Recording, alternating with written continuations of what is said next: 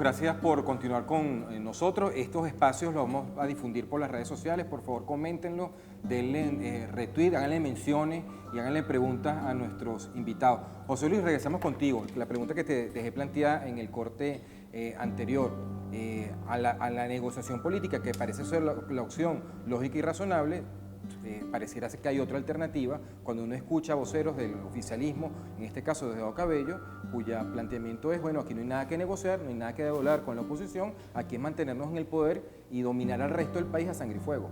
Bueno, sí, eso es bastante difícil y complejo, pero así como hoy es de un lado, hoy es de otro. Acabamos de oír Oscar, plantea que es necesario que el gobierno reconozca la derrota política y la victoria política de la oposición. Digamos, si eso hubiese sido una realidad, que uno reconoce su derrota política, no habría que negociar nada. No, pero no es un no, tema... No habría que resolver absolutamente Luis, nada. No es un tema, perdóname, no es un tema de reconocimiento, es un tema sencillamente de hecho. Bueno, no, pero admite. Oye, de hecho que lo admite. Perdóname, la derrota... Ha tenido varias formas de admitirlo. No, que no Una necesita de las formas de admitirlo es justamente no realizar las elecciones.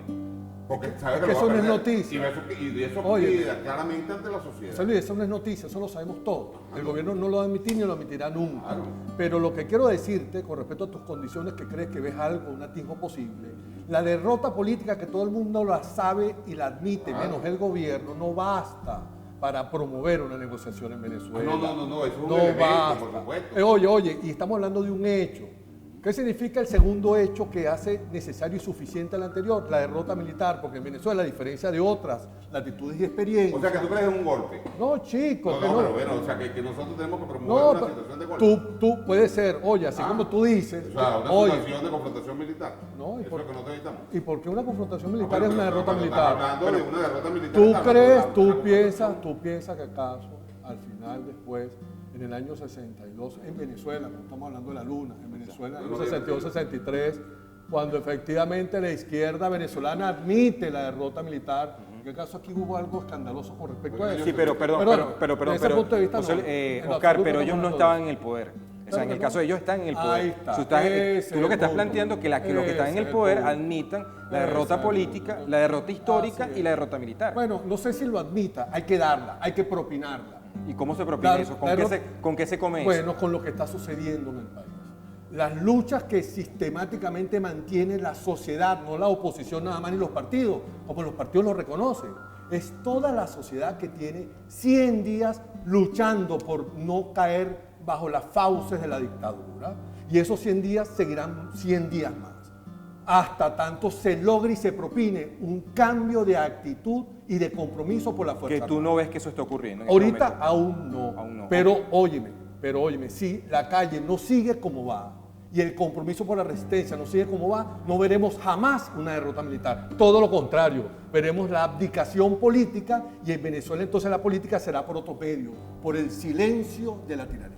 Pero la calle perdón, José Luis, José Luis, disculpa, es que quiero ir quiero apelar aquí a la experiencia profesional del embajador Milos Alcalay, porque hay otros países que han pasado por situaciones parecidas a Venezuela, o a usted le parece que la situación de Venezuela es única, nunca ha habido un precedente en la historia. Si usted considera que sí ha habido precedentes, le preguntaría, por ejemplo, ¿qué ocurrió para que los blancos sudafricanos, que era una minoría muy bien armada, tuviera que admitir que el resto de la población negra de Sudáfrica tenía derecho a participar políticamente, cosa que los llevaba a ellos inevitablemente a entregar el poder? Sí, la historia está llena de casos, de experiencias similares a la que estamos viviendo. Nosotros no somos el ombligo del mundo ni el único que está sufriendo las inclemencias. Hemos tenido situaciones atroces en el mundo. La del apartheid que tú mencionabas. Pero ¿cómo salió el apartheid después de décadas en la prisión de Mandela?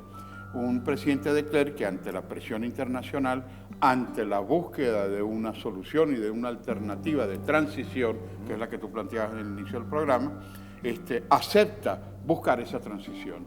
Y esa transición tiene que hacerse, igual como se dice del refrán del tango, para bailar el tango hace falta dos, para el matrimonio hace falta dos personas.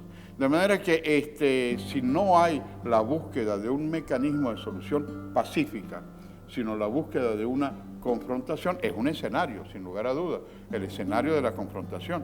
Pero lo que enseña la historia es que después de la confrontación siempre aparece la necesidad de una negociación. No tenemos que tener cientos de miles de muertos para buscar una transición. Aquí tenemos un tema muy importante que acaba de plantear el embajador, y es la necesidad, respetando la opinión de José Luis, la de Óscar, la necesidad de buscar la manera, las vías, las condiciones para una negociación.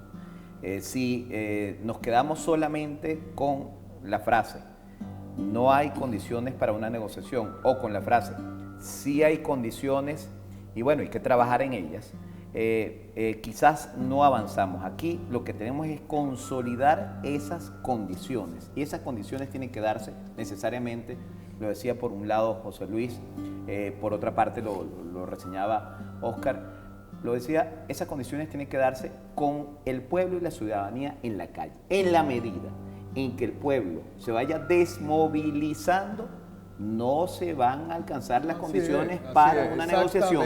Y hay otro tema muy importante que apuntaba el embajador. Es una variable permanente. Permanente, o sea, es importantísimo el trabajo de la ciudadanía aquí, más allá de los factores políticos. Pero al mismo tiempo, lo que tú planteabas antes, los voceros tienen, la negociación es un arte y una ciencia. De manera que no basta solo con que haya una situación nacional o internacional, como en el caso del apartheid, sino el poner los mecanismos de solución. Doy un ejemplo, el caso de Israel. Parecía imposible que Yasser Arafat, Shimon Peres, yo era embajador en Israel en aquel momento, y Yitzhak Rabin firmaran un acuerdo, una negociación de paz. Pero se hizo un trabajo muy minucioso en Oslo, en Madrid, en Camp David, para llegar paulatinamente a la búsqueda de una transición, que después falló, ese es otro tema, pero en aquel momento la esperanza de un nuevo Medio Oriente estaba basado en la búsqueda de mecanismos de negociación, de arte y de ciencia. Y no se puede esperar que eso lleve del cielo. Y un segundo punto, un segundo punto internacional que es el siguiente. La parte internacional fue clave en el caso de Israel y Palestina, y en la parte también de Vietnam, o en la parte de España. Y va a ser clave en Venezuela. Y de hecho lo está Pero haciendo. La diferencia es que mientras Chávez antes y Maduro hoy quiere tener un grupo que son los amigos de Maduro, el tema no es los amigos de Maduro, sino los amigos de Venezuela.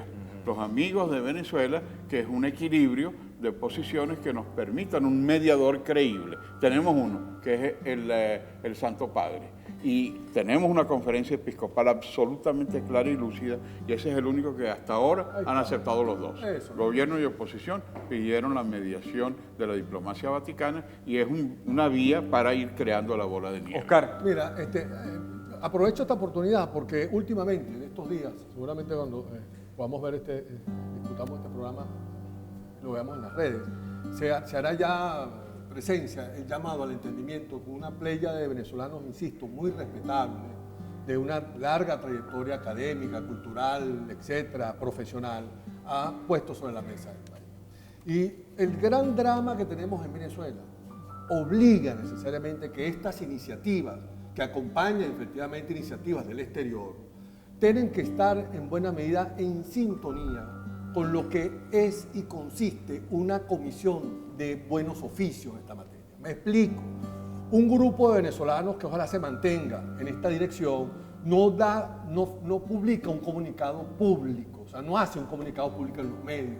Sus declaraciones por lo general son en la puerta de Miraflor y en la puerta de la Quinta de la Unidad. Mantienen conversaciones que giran hacia esa dirección. O sea, la única manera de trabajar en esos procesos de negociación no solamente son desde el exterior, son efectivamente cuando el exterior tiene buena información y de primera línea, polícroma, crítica sobre la situación del país, y por el otro lado en Venezuela, porque no hay proceso de negociación que no tenga nacionales mediando también, sean mediadores que comprendan el perfil necesario, que es más que todo la discreción. ¿Tú crees que lo están comprendiendo? ¿Tú crees que tienen suficiente información de lo que está pasando acá? De acuerdo como se produjo el llamamiento del entendimiento, que el llamado al entendimiento firmado por estos venezolanos, creo que no hay comprensión de lo que estamos hablando. O sea, estamos hablando de los gobiernos de Colombia, de España, incluso el gobierno de la No, yo estoy hablando norteamericana. de la iniciativa del doctor Pedro Níquel, una iniciativa que realmente hay que en buena medida comprender que se hace con la mejor buena fe, pero el kairos, el momentum en el cual se hace, la manera en que se redacta la propuesta, pero sobre todo a su vez el perfil público que se le está dando realmente opera en contra del propósito que persigue. Bueno, vamos a hacer aquí una pausa para darle una oportunidad a los que nos ven por las redes sociales, por el YouTube, para que pongan una breve pausa, vayan a que no se les queme el café y ya regresamos.